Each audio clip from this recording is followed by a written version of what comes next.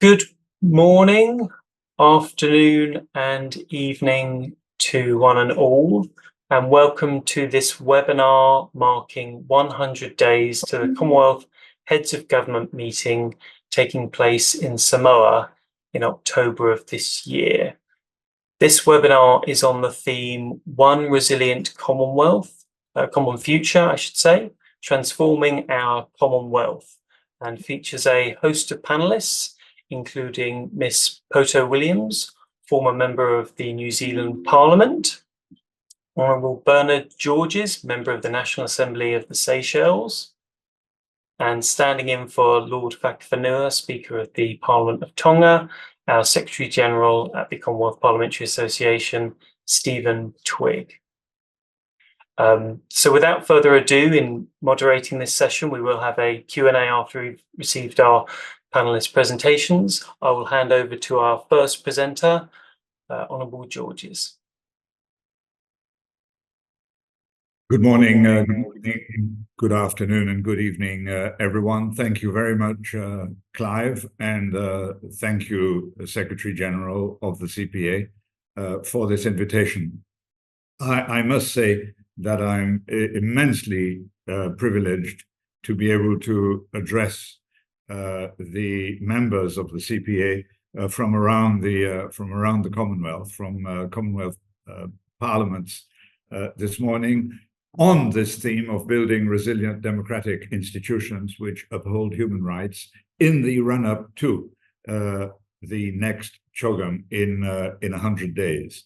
My name, as Clive has just mentioned, is Bernard Georges. We live in a country which uses 3 languages concurrently, so I am known to some people as Bernard George and to other people as Bernard Georges. But I'm very, very happy to use Bernard Georges, which is a middle-of-the-road inflection on my name. I am a member of Parliament, a member of the National Assembly of Seychelles. I have been a member for a quarter century. I was first elected to Parliament in 2001, so just coming up to 25 years. I've always represented the same constituency, which is a very small constituency, a very small, dense constituency, just to the south of our capital and only town. Most of my parliamentary life has been in opposition, but in 2020, our party attained government after having spent 30 years in the opposition, and I became the majority leader, somebody we call the leader of government business in the National Assembly. This is my current position. I am also a lawyer and have practiced law all my life. So this conversation today about human rights fits very neatly into my 2 jobs. The rule of law about which we are speaking this morning is, as everyone knows, a fundamental to democracy. In fact, we often ignore this at our peril. We speak of the rule of law as if it's a nebulous concept, and we don't pay very much attention to what it actually means. But it is a fundamental, and when we pause to reflect on it, we realize that democracy is unable to exist in any shape or form unless there is a rule of law. And the rule of law means, as you all know, nothing more than that everyone must be tested against the same law, and everybody must abide by the laws of the country. But the rule of law is under threat, and I think this is one of the reasons, if I may be so bold as to say so, for this discussion this morning. And it is under threat not only in authoritarian states, and we all see these things on the news every day, but also in democratic countries, and not least in our own Commonwealth countries. In fact, my own president, who became president after a long time in the opposition, told me only recently, and it's not the first time that he's told me, he said, you know, Bernard, the chair that I sit in can turn you into a dictator in the blink of an eye. If you don't watch out, you have so much power that you can very, very easily turn into a dictator. And I think the role of Commonwealth parliaments and Commonwealth parliamentarians, of which I'm very proud to be one, is how do we prevent this slide into authoritarianism and away from the rule of law. As President Obama recently said, and in fact, those of us who watch CNN see him repeating it over and over again, democracy will win if we fight for it. And I think this is one of the things that we sometimes ignore, that democracy is not a given. We need constantly on a daily basis, and I think I'm preaching to the converted here. Those of us who are in Parliament are very aware that our fight is a daily one. So how do we build constitutional safeguards to prevent a slide away from the rule of law and to uphold human rights and to protect democracy? The Constitution, and again, like the rule of law, we talk about constitutionalism and we talk about constitutions, sometimes not paying enough heed as to what merit we can find in constitutions. We are very fortunate in Seychelles in that we came to democracy, or we returned to democracy very late, only some 30 years ago, having had a spell of authoritarianism for a long period. And we were very lucky in the sense that we could, in shaping our current constitution, draw from the experiences of very many other countries.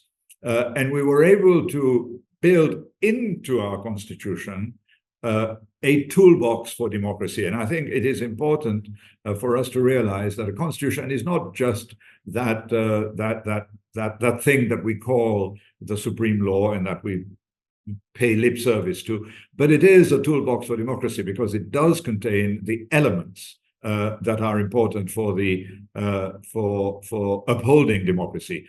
The Bill of Rights, a separation of powers so that power is balanced between the various branches of government, constitutional offices and institutions such as the Ombudsman, the Human Rights Commission, anti-corruption commissions, etc., a constitutional court in some of our countries which uphold breaches of the Constitution.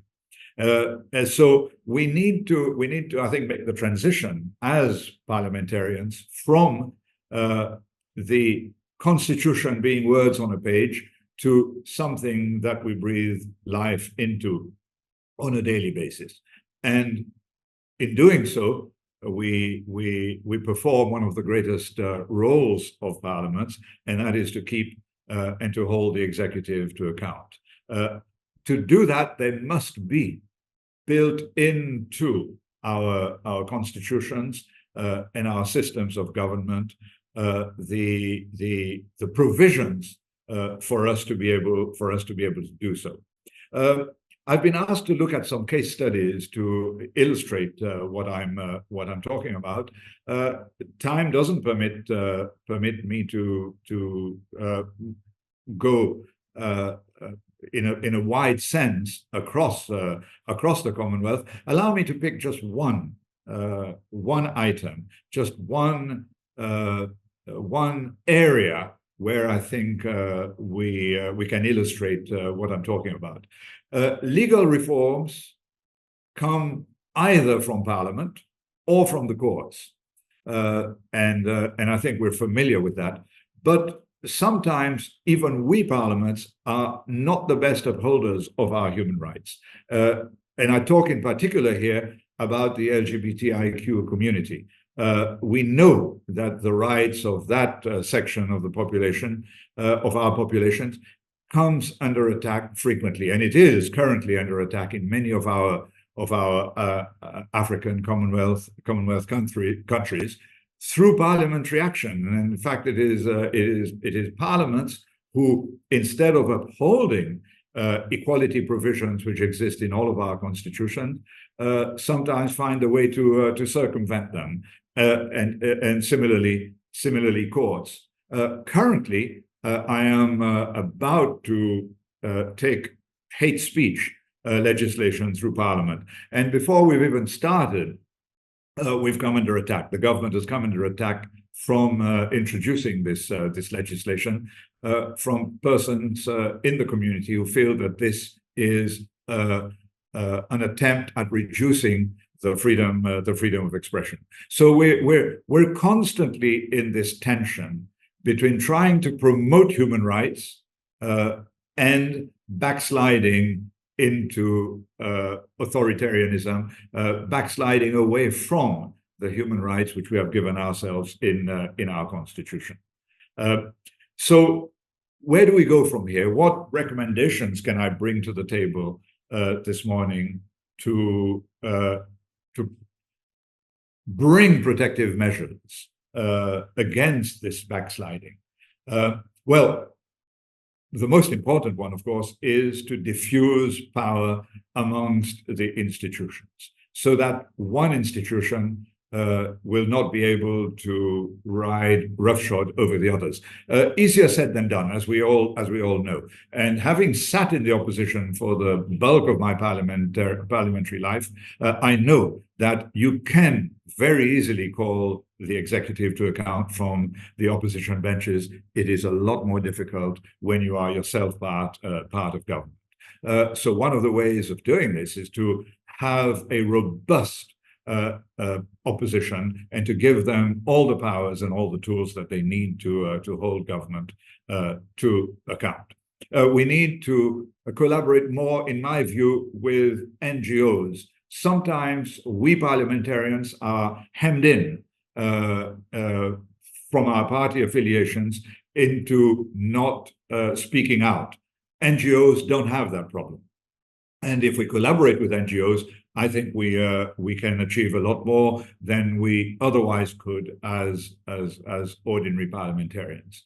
And thirdly, innovate. There are innovative institutions that we can use and that we can promote to build resilience and to allow greater protection of human rights and protect ourselves against abuses, even at our own hands. I will give one example. In this country, we decided when we returned to democracy that we had to remove power away from presidents and the executive.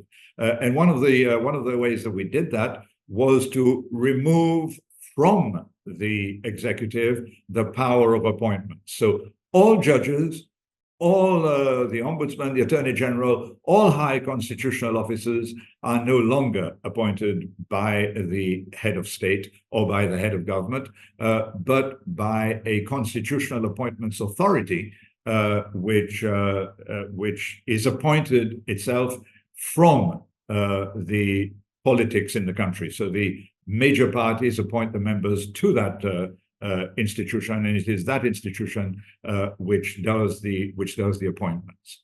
I'm conscious of the fact that my time is running out.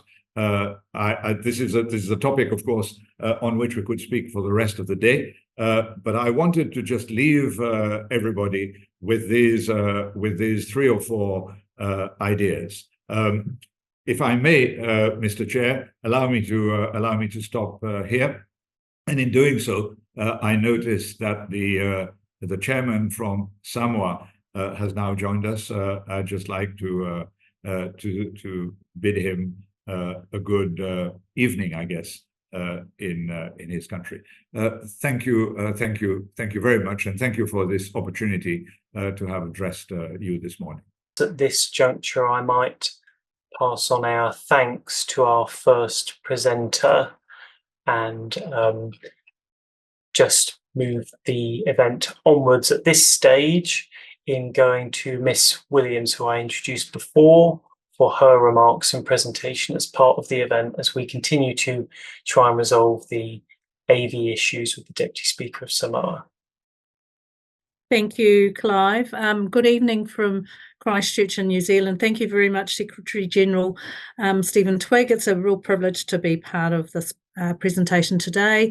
Thank you, Honourable George, for kicking us off, and much of what you have said has really laid a great platform for us for this discussion.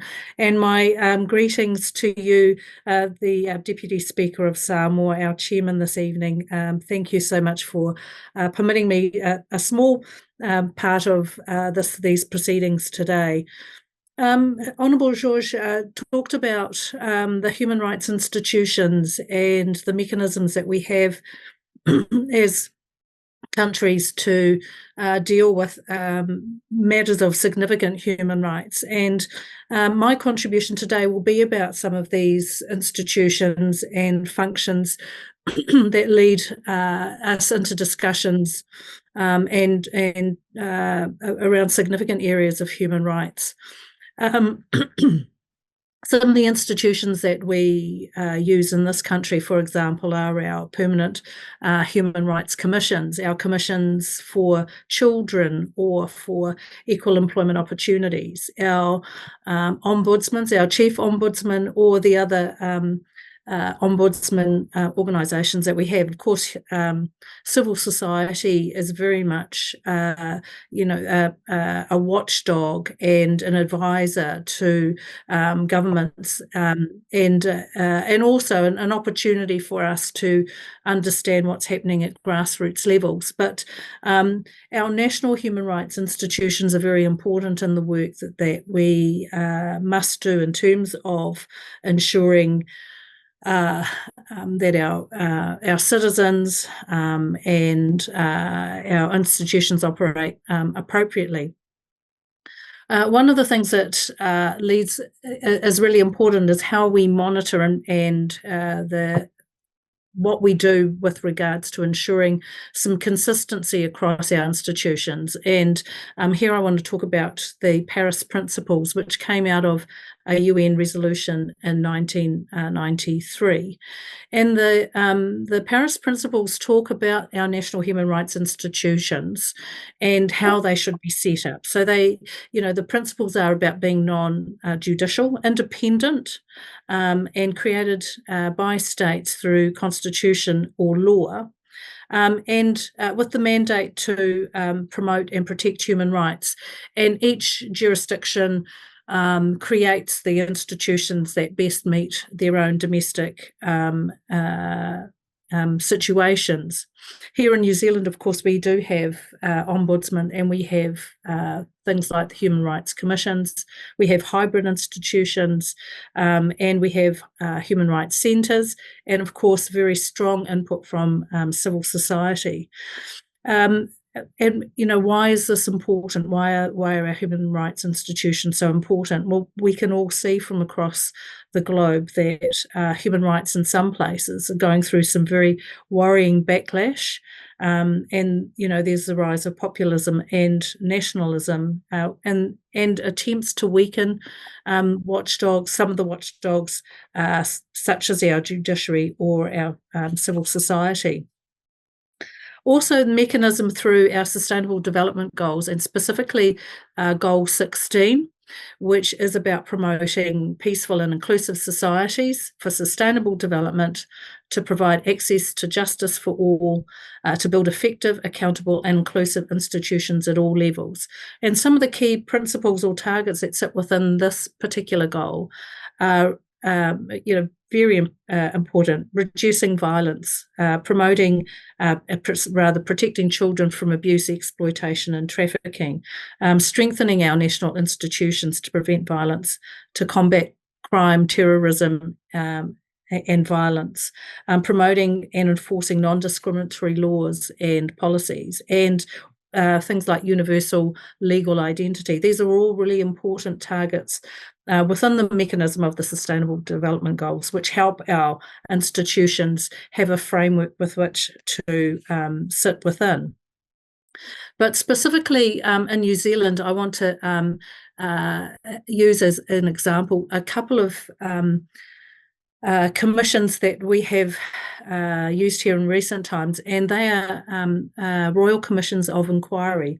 Now, Royal Commissions are the highest form of inquiry that we can make in our country. They are usually presided over by the judiciary, generally retired judges. They have the power to summons or subpoena, bring witnesses in through their investigation. They report back through the Governor-General to our government, who is then required to report back through Parliament to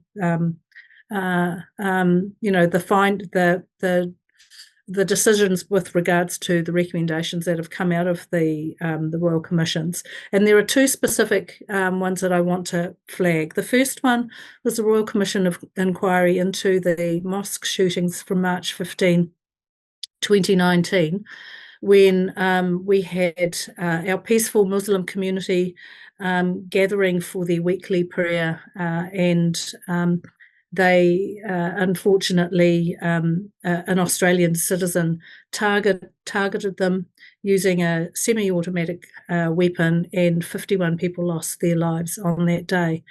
It was a horrific attack. It was the worst attack that we had in our country. And there were three significant pieces of work that came out of this as a result of the huge outpouring in this country for the protection of our Muslim community. The first one was within 2 weeks we had banned military-style semi-automatics, like the type that the gunman had used in this case, and weapons that also could cause multiple deaths. The second thing that came out of this was our Prime Minister, along with the President of France, led a call to action called the Christchurch Call, which was about bringing governments, tech companies and civil society together with a common goal of eliminating terrorism and violent extremism and that content that appeared online. That was really an important thing. It continues today, and they have some commitments to ensuring that that we uphold human rights and fundamental freedoms across those tech platforms that we use every day. But the other thing that occurred was this Royal Commission of Inquiry into the mosque shootings. What came from that was a series of recommendations, about 40 general recommendations, but it resulted in three major shifts in our country. The first was the establishment of a standalone Ministry for Ethnic Communities, Ethnic Diversity and Inclusion. And this had a big piece that included social inclusion as part of its one of its main targets. The second was that we had to make greater efforts and have greater oversight and accountability for counter-terrorism and to support our police in terms of reforming our firearms and gun laws.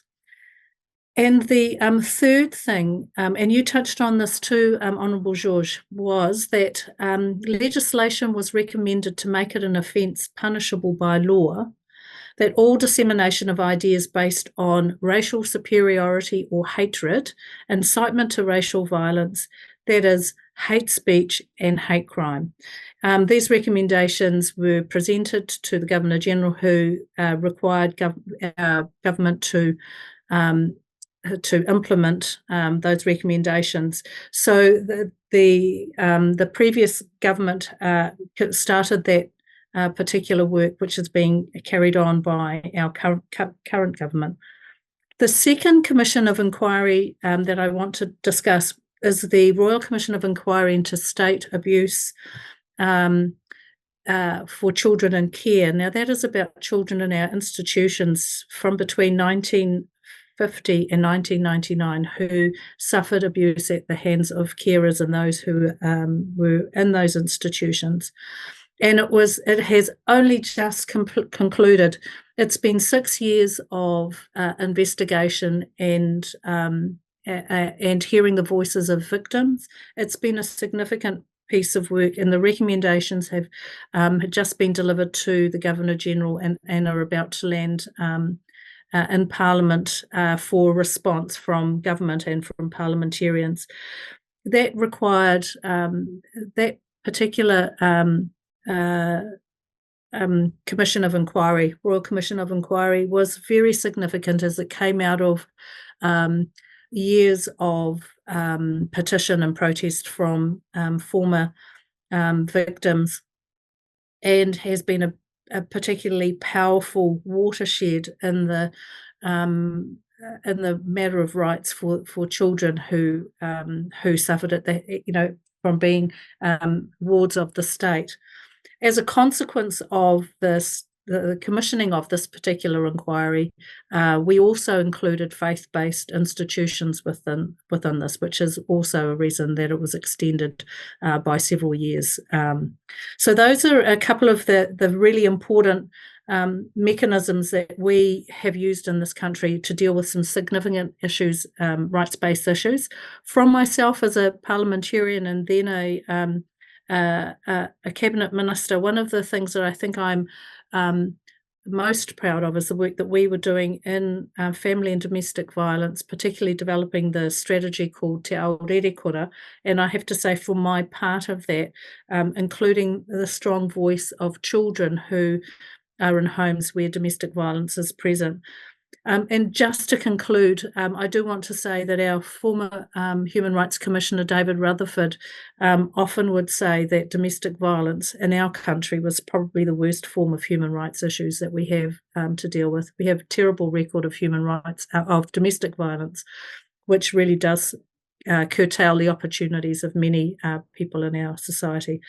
So thank you. I'll leave that there, and I'm happy to take any questions as they may come up. Brilliant. Thank you very much, Ms. Williams. I might just try once more with the Deputy Speaker from Samoa, who I can currently see is muted. If we just try with your audio now. Thank you very much. To all the panelists and attendees, do you hear me perfectly? Yes. Okay. I apologize to all the panelists and attendees for the miscommunication due to the connectivity issues here in Samoa. Thank you very much. Thank you very much for the two panelists. They just finished their presentation very well. Honorable Bernard George, member of the National Assembly of Seychelles, and also Ms. Williams, former member of Parliament of New Zealand. Thank you very much. Now we can hand over to Stephen, the Secretary-General for CPA, in the absence of Lord Whakawhakau, Speaker of Parliament of Tonga. Thank you very much indeed, Honourable Deputy Speaker, and I'm delighted that that we've resolved the issues in terms of the technical connection, and thank you so much for hosting and chairing us today. And I'm very much looking forward to my first visit to Samoa in October for the Commonwealth Heads of Government meeting. And I wanted to, before opening my remarks, thank my two fellow panelists as well, the Honourable George and Ms. Williams. I know, Bernard, that you have to leave before the end, so wanted to take the opportunity really to reflect on what each of them has said, because they both, I think, reminded us both of the importance of robust institutions and the rule of law, but also, in a sense, the fragility of those institutions across the Commonwealth and indeed across the wider world. It is 100 days until the Commonwealth Heads of Government meeting in Samoa. And the theme of that CHOGM, that Commonwealth Heads of Government meeting, is about one resilient common future transforming our Commonwealth. And I thought, in standing in for my friend Lord Whakawhanua, the Speaker of Tonga, what would be most productive is if I say a little bit about what the CPA is planning for CHOGM and put that in the broader context of the work of the Commonwealth Parliamentary Association on the rule of law and on human rights. I mean, the very basis of the existence of the CPA is to provide a champion for the importance of strong, independent parliaments. And I think in both the previous contributions today, we've heard incredibly important examples of why that is vital. So something that many of you will be familiar with is that we have our recommended benchmarks for democratic legislatures. These are now getting on for 20 years old. They were revised 6 years ago to take account of the Sustainable Development Goals, and we work with parliaments, big and small, throughout the Commonwealth to support their work against those benchmarks. And one of the things the Honourable Georges said was the importance of a strong opposition to the effective functioning of a parliament, and that is absolutely one of the features of our programmatic work, including our work on the benchmarks. Also, as both the previous panelists have said, the vital role of different institutions and recognising the complementarity of those institutions that come together to deliver an effective system of the rule of law. And the Latimer House principles were adopted in order to reflect that, the importance of effective executive, legislature and judiciary, and each of those knowing their delineations and working together effectively. And I would add to that, and to reinforce a point that the Honourable Georges made, the importance of a strong, healthy, independent civil society, which in a sense holds everyone to account and enables citizens' voices to be heard directly, as well as, of course, the important role that legislators play in representing their constituents and thereby representing citizens. It was interesting listening to the Seychelles experience, and I like the term the toolbox. You know, one of the things that I always say that the CPA is first and foremost about mutual learning. It's learning from each other, and one of the strengths of sessions like this is to enable that process to happen. So at the Commonwealth Heads of Government meeting, the CPA will be present. We tend to have a presence there. For those of you that have never been to CHOGM, the CHOGM week includes a number of forums, and the CPA is particularly involved in the Commonwealth Women's Forum. I know that Ms. Williams has played a very active role over a long period of time in our CWP, Commonwealth Women Parliamentarians. Crucial to the work of the CPA is promoting the principle of gender-sensitive parliaments, the importance of increased representation of women. The Commonwealth includes countries with very high levels of women's representation, including New Zealand, but also countries with very low levels of representation. And we are keen to take every opportunity to learn from those that have improved levels of women's representation to get a better understanding and support for those where the levels are low. And an example I'll cite that is quite recent, last year in Sierra Leone, we saw a doubling in the representation of women in the Parliament of Sierra Leone as a direct consequence of a piece of legislation that was passed with that purpose. We saw actually in the recent United Kingdom election, representation of women cross the 40% mark for the first time. And then we see in Africa, Rwanda, where the majority of members of parliament are women, and South Africa, which consistently since the democratic constitution in 1994 has had a high level of representation. And that was repeated again in the most recent election there. So there are lots of very examples, and the way that the CPA likes to work is to promote those positive examples and to learn from them. So we have that involvement in the Women's Forum.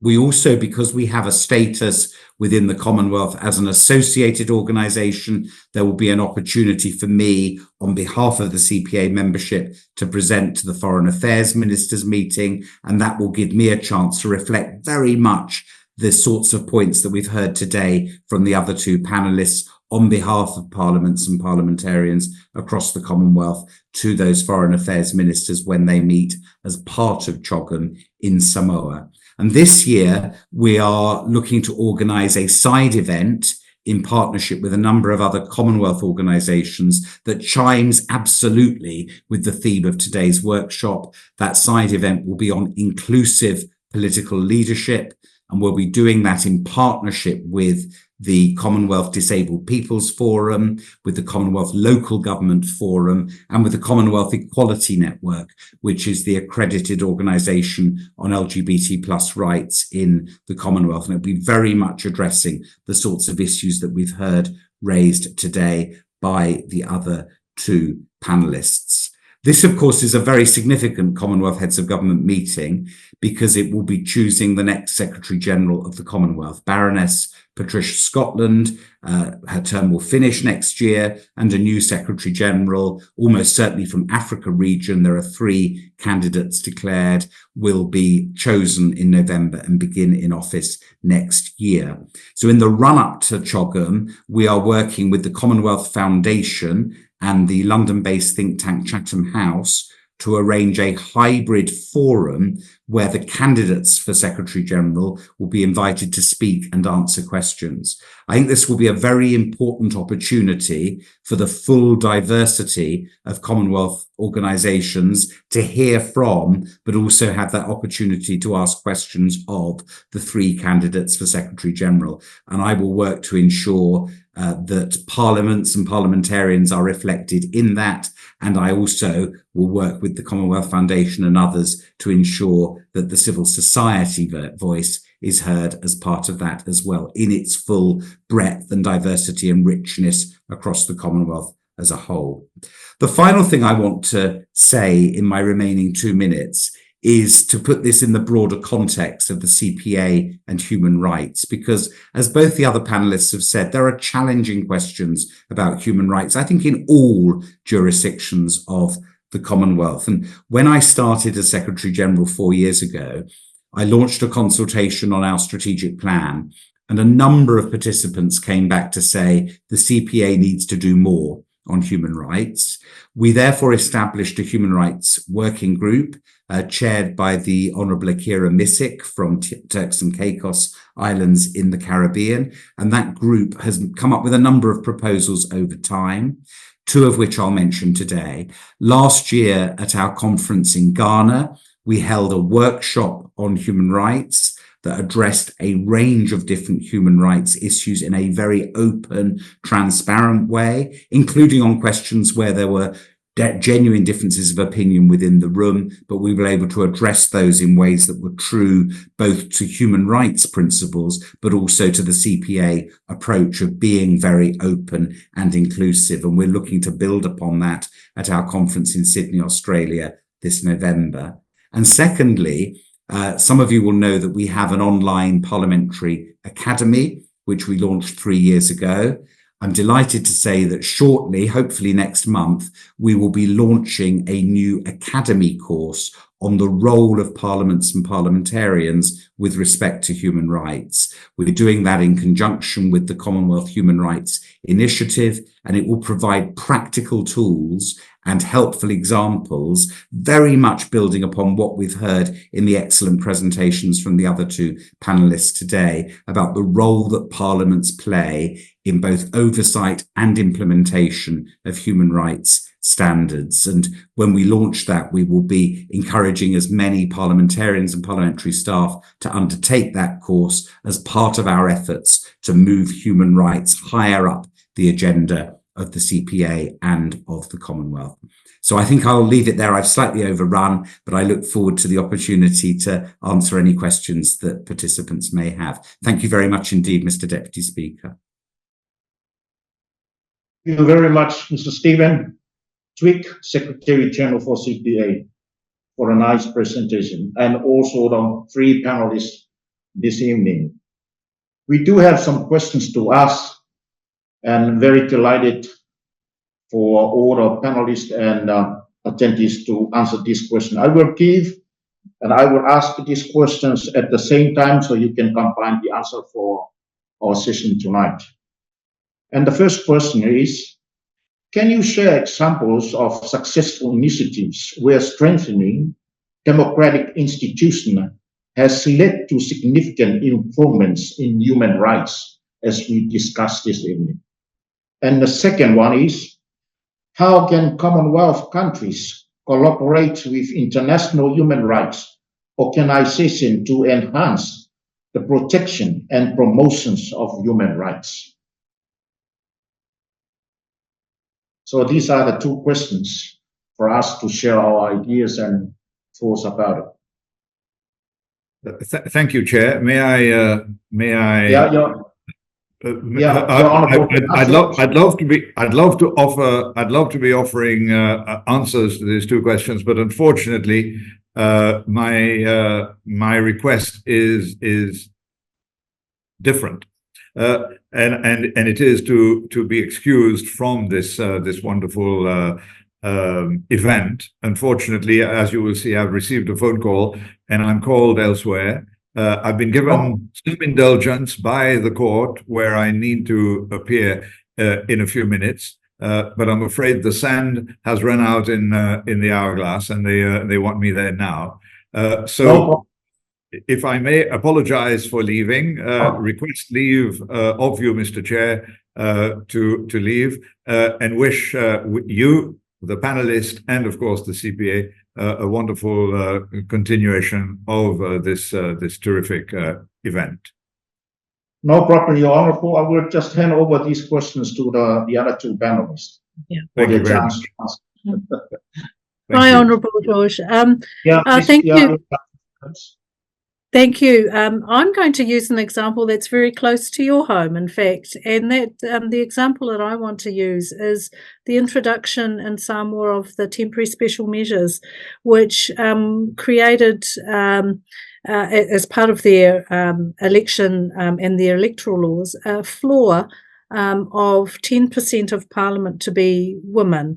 And if that wasn't achieved by normal electoral processes, that the temporary special measures would be invoked, and the next woman candidate with the highest number of votes was automatically brought into Parliament to ensure that that floor was reached. Now, that was introduced now, if my memory serves me right, perhaps 8-10 years ago, I think, Deputy Chair. And now what that has resulted in is a mechanism that shifted, and made possible for the support of women parliamentarians.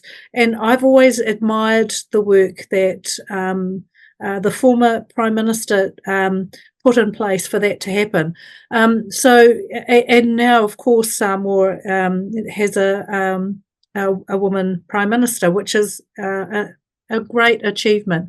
But that has come because Samoa had made the very intentional decision that was a direction that they had wanted to move in, so they put that measure in place. So I just want to congratulate Samoa and being chaired from Samoa. I think your country has demonstrated a very great leap forward.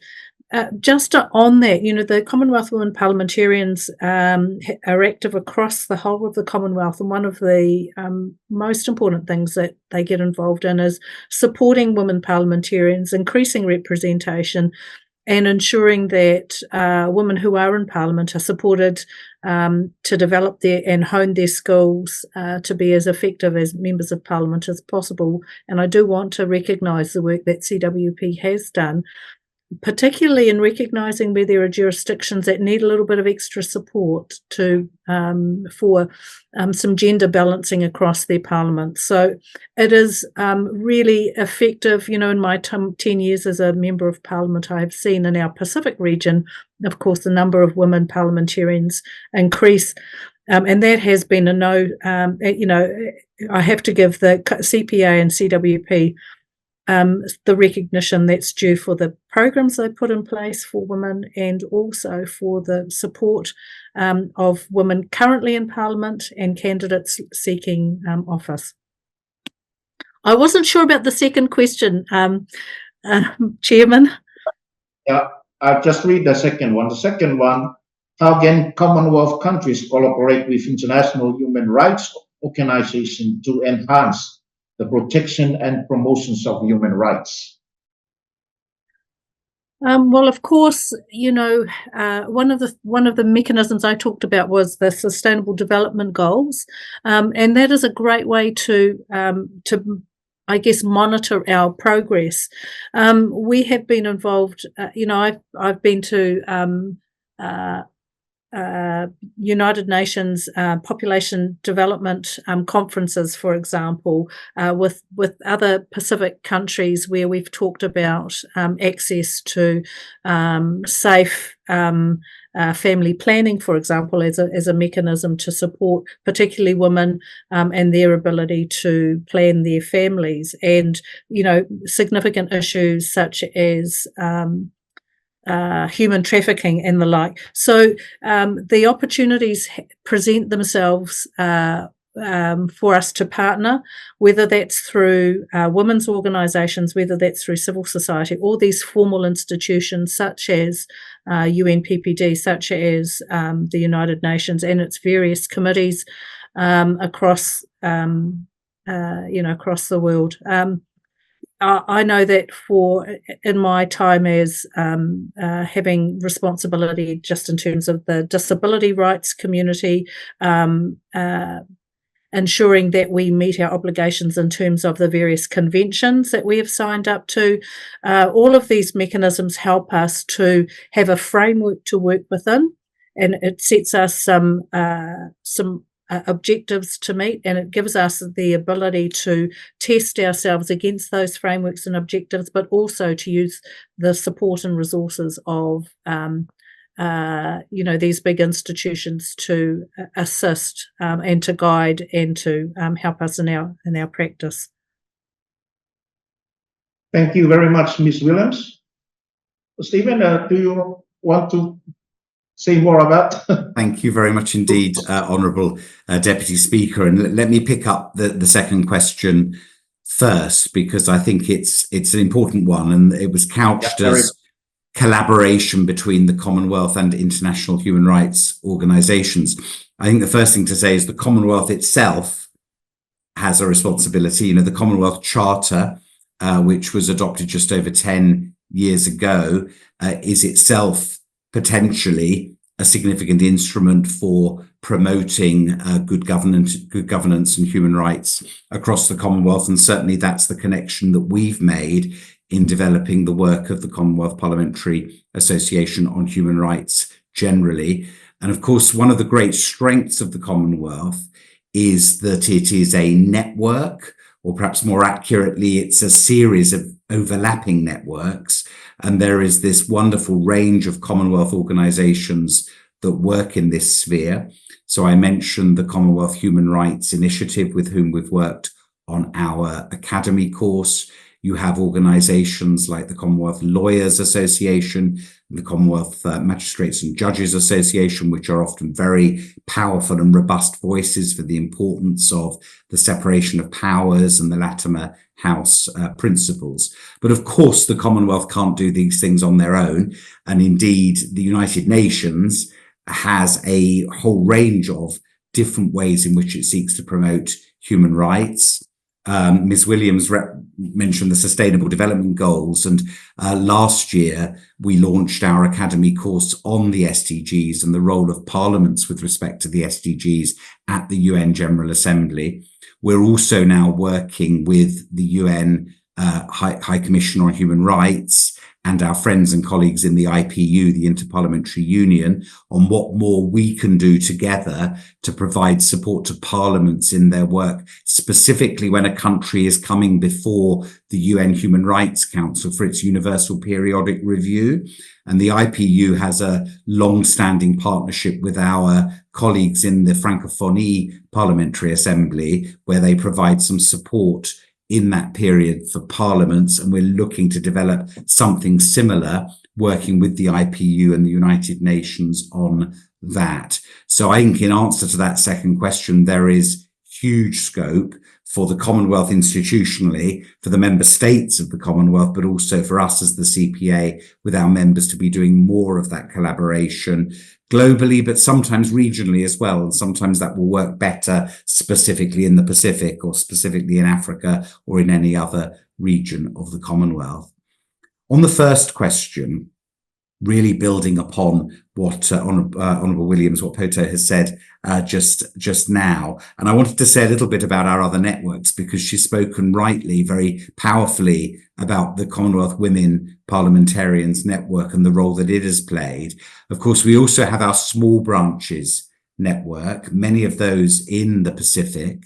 These represent those parliaments where the population is under 1 million. It is a diverse range of different parliaments, but many of them are small island developing states. And they, I think, have often been the loudest and clearest voices in the Commonwealth on the climate emergency, and indeed more broadly on the environment and biodiversity and questions relating to disaster risk. And that's been reflected in the work of our small branches network. And I'm struck when we had the first meeting of our human rights working group, and we said, you know, what do we need to do on human rights? And many of the participants spoke first and foremost about climate change and the climate crisis as a human rights issue.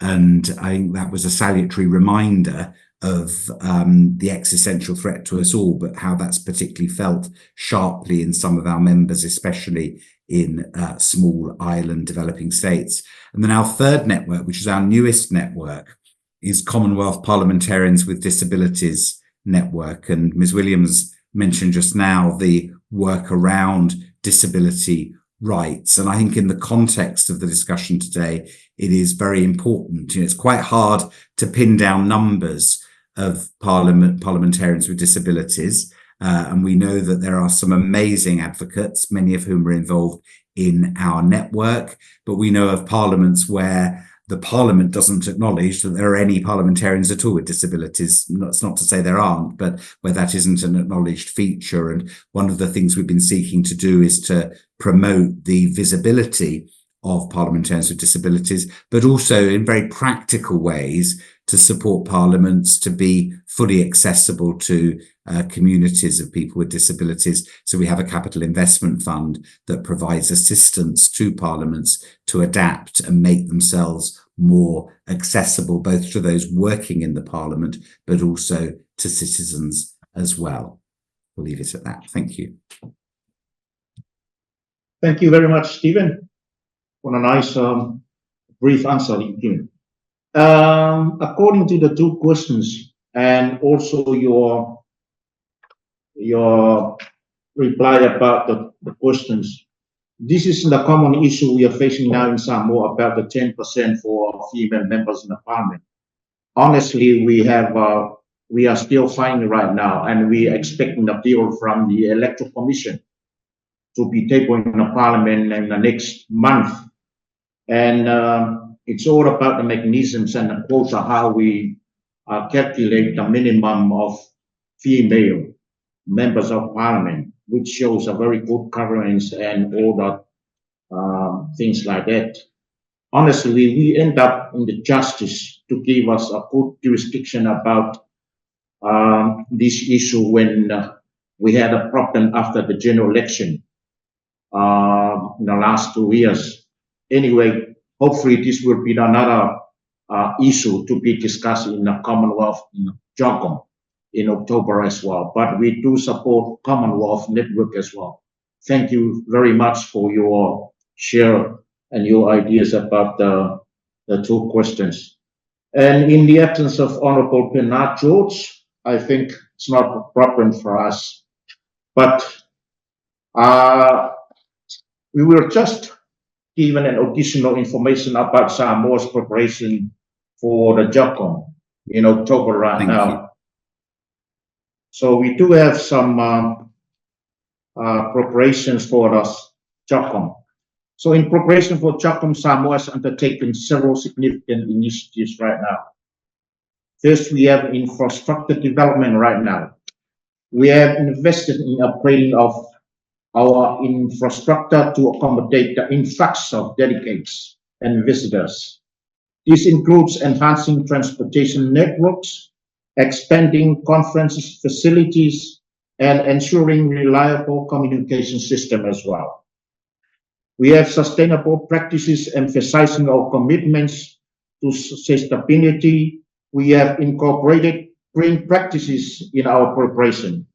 Efforts including minimizing waste, using renewable energy sources, and promoting eco-friendly accommodations and venues as well. We do have security measures, strong security measures. Ensuring the safety and security of all participants is paramount. We have strengthened our security protocols and collaborated with international experts to develop comprehensive safety plans as well.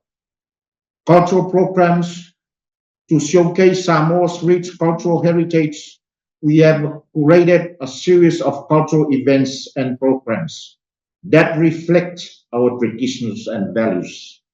This will provide a unique cultural experience for all attendees. Community engagements. We have actively engaged with local communities to ensure their participation and benefit from hosting CHOGM. This includes awareness campaigns, training programs, and opportunities for local business to contribute and profit from the event. It is noteworthy that our Parliament recently passed Appropriation Act 2024 to 2025, allocating an additional 20 million tala for the event. These funds will cover expenses related to catering, accommodation, accreditations, receptions, security, health and emergency services, communications and IT services, transport and venues. Additionally, we acknowledge the financial assistance provided by the government of Australia and New Zealand, specifically designated for CHOGM preparation through the Appropriation Act mentioned earlier.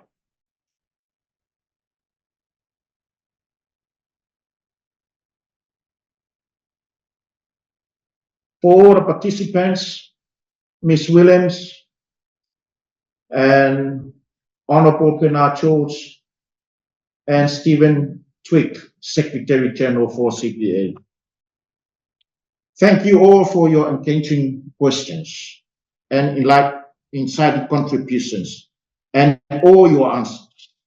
This has been a truly enlightening discussion, and your active participation has greatly enriched our webinar meetings.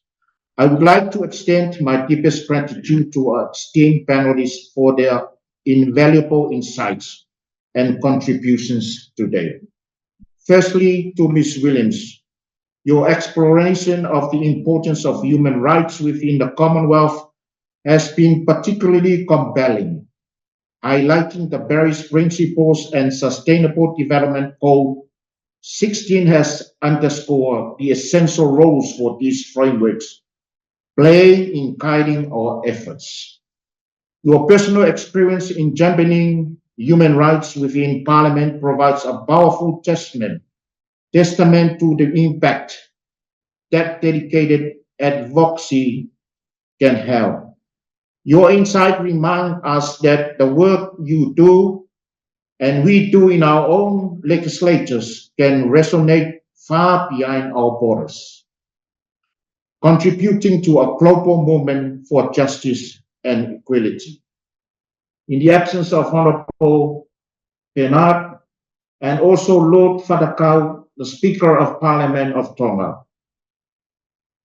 Secondly, thank you, Stephen Twigg, for replacing Lord Fadakau. You're discussing the role of parliaments in ensuring and strengthening the domestic implementation of human rights has been enlightening. You have outlined the various ways that parliamentarians act as a driving force for the realization of human rights internationally. Furthermore, your insight on building parliamentarian resilience in upholding human rights through national policies and budgets addressing gaps in legislation, and establishing parliamentary committees, caucuses, and associations have provided us with concrete strategies to enhance our legislative frameworks. Your leadership serves as an inspiration example of how parliamentarians can lead the charge in safeguarding human rights. Lastly, despite the absence of Honourable Bernard George, your emphasis on the importance of constitution safeguard and the rule of law has been crucial in understanding the foundation elements that protect of our democracies. The case studies you presented show how legal reforms have fostered democratic resilience, offer valuable lessons for all of us. Your recommendations for legal measures to protect institutions from corruptions, authoritarianism, and human rights abuses are particularly timely. They serve as a guide for us to fortify our own legal system against threats and ensure that they uphold the highest standards of integrity and fairness. To all our attendees, your engagement and participation have been instrumental in making this webinar a success. The discussions we have had today are just the beginning.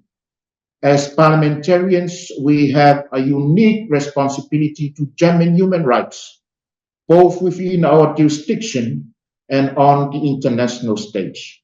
The tools, strategies, and insights shared today will empower us to take actionable steps towards a more resilient and just future. Before we conclude, I kindly ask you all to complete the survey that we will send our CHOGM by a waiver facilitator. Your feedback is essential in helping them improve future webinars and initiatives. We value your thoughts and suggestions, that they are crucial in shaping our ongoing efforts to provide relevant and impactful content. Additionally, I encourage you to stay connected with the Commonwealth Parliamentary Association and the CPA Parliamentary Academy. The resources and courses available, such as the Human Rights, a Parliament role, course launched today, are designed to support you in your roles as parliamentarians. Continuous learning and development are key to our success in these endeavors.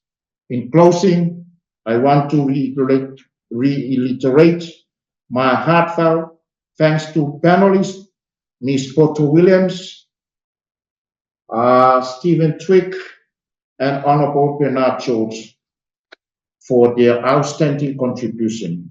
Your expertise and dedication are truly inspiring. To all our participants, thank you for your time, commitments, and active engagement. Together, we can work towards a resilient, sustainable, and just future to all. Thank you once again, and I look forward to our continued collaboration. Have a blessed evening, and may God continue to bless each one of you. Tofa Soifu and forever.